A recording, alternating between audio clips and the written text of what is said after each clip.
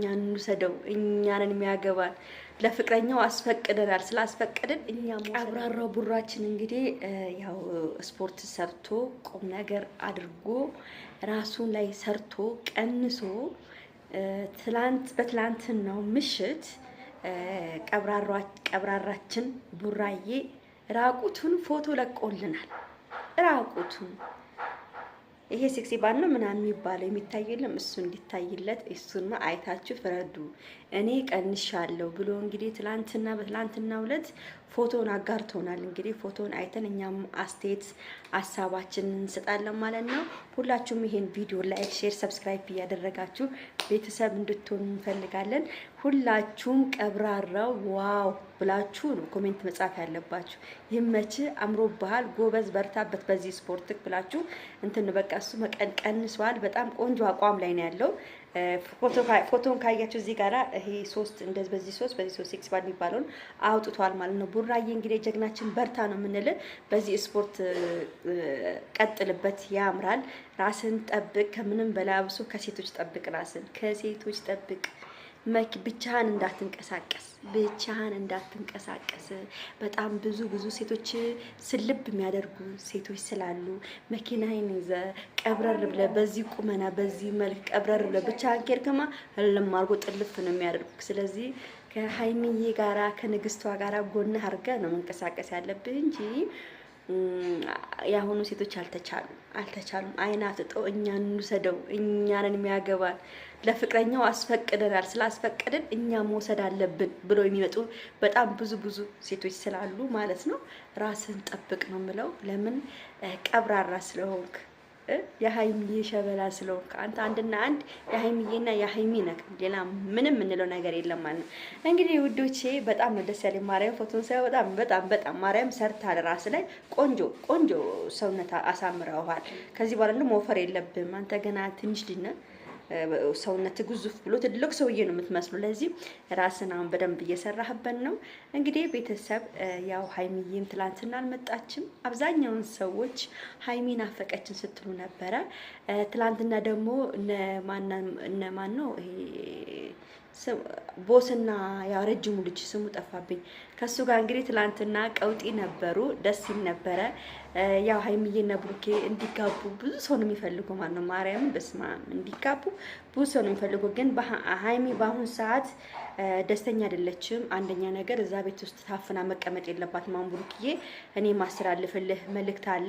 ይሄ መልእክት ተቀብለ ሀይሚ በዛሬው ዕለት ከዛ ቤት አውጥተ ቤቷ እንድትመልሳት እንፈልጋለን። ሁላችንም እንፈልገው። ምንም ይቅር ምንም ሀይሚዬ መከፋት የለባትም። አዎ አንተ ልክ ነህ። እሷ እንዳያገኟት ሌላ ችግር እንዳይፈጠር ብለህ ነው አንተ ድብቅ ያደርኩ። ግን በደበቀ ምንም የሚመጣው ነገር ስለሌለ ሀይሚ አውጣት። ፊቷ ሁሉ ልክ አይደለም። ማርያምን ትላንትና በቀደም ለታ ካያችሁ ቪዲዮ አይኗ ሁሉ እንደዚህ የወረደብኝ፣ ፊቷ ሁሉ የወረደብኝ። በቃ እንዴ ለማን ብላ ነው የምትደበቀው? ለማን ብላ ነው? በቃ አውጣትና ቤቷ መልሳት። ቤቷ ትመለስ ነው የምለው። እንደዚህ እስከመቼ ነው እዛ አስቀምጣት? ስላስቀመጥካት እኮ ምንም የሚለወጥ ነገር የለም። እንደውም አርፎ ተርፎ ሌላ ነገር እንዳይመጣብን ነው የምፈራው ማለት ነው። ለምን መሰለህ? አንተ ደብቀህ ስታስቀምጣት የሆነ ነገር እንኳን ዝም ብሎ ያለ ማስረጃ እንኳን የሆነ ነገር አምጥቶ ብሩኬ ጋር እንደዚህ ያደረግን እንኳን ቢሉ ይሄ ነገር እንዳላይበት ነው፣ ይሄ ነገር እንዳላቅበት ነው፣ እሱ እዛ ወስዶ የደበቀኝ እንዳትል ሌላ ነገር እንዳይመጣ አንተ እባክህን ሀይሚን አውጣት። በቃ ስለደበክ ምንም የምታመጣው ነገር የለም።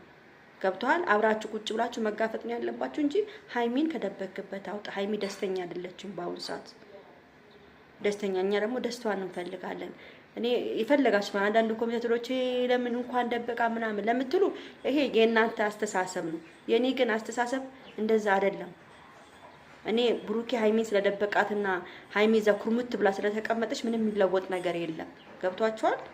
በቃ ሀይሚ ነፃነቷን በነፃነት መኖር አለባት እንዴ። ይሄ ነገር እንደቀ ተብሎ ተደብቆ እሷ ሳትፈልግ በግዷ መሆን የለበትም።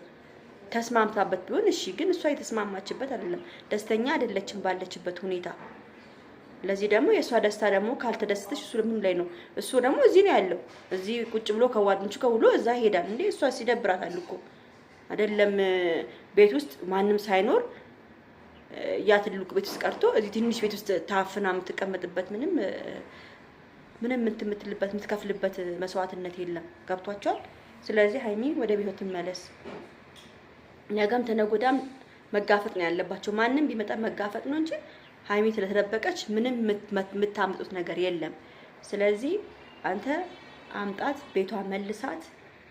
አመት በዓል ነው፣ አውደ አመት ነው። መስራት ያለባትን ነገር ትሰራለች። ምግብ አለ፣ ስንት ነገር አለ፣ ጠላ አለ፣ ዳቦ አለ፣ ዶሮ አለ፣ ስንት ነገር ይሰራል። በአመት በዓሉ ምድር እዛው ሽቃት አታስቀምጣት፣ አውጣት። 4 ቀን ነው የቀረው። ማማት አለ፣ መስገድ አለባት፣ ወጣ ስግደት አለ። እንዴ ስንት ነገር አለ እንዴ! አውጣት፣ በቃ ትውጣ ከቤቷ። ቤቷ ውሰዳት፣ መልሳት። ቤቷ አመት በዓልን ቤቷ ትዋልፋ በደመቅ ብላ። ክፍለ ሀገር የምትሄዱ ደግሞ ከሆነ ክፍለ ሀገር ተያይዛችሁ ሂዱ። ማትሄዱ ደግሞ ከሆነ ቤቷ ወሰዳት። ቤቷን ፏ ደመቅ ሸብረቅ አድርጋ እንደ ማንኛውም ሰው አመት በዓሏን ትዋል ነው የምለው። ቤተሰብ በዚህም ተስማሙ ከሆነ በደንብ አድርጋችሁ ላይክ፣ ሼር፣ ሰብስክራይብ አድርጉ። እሺ፣ ወዳችኋለሁ። ቻው ቻው ብሎ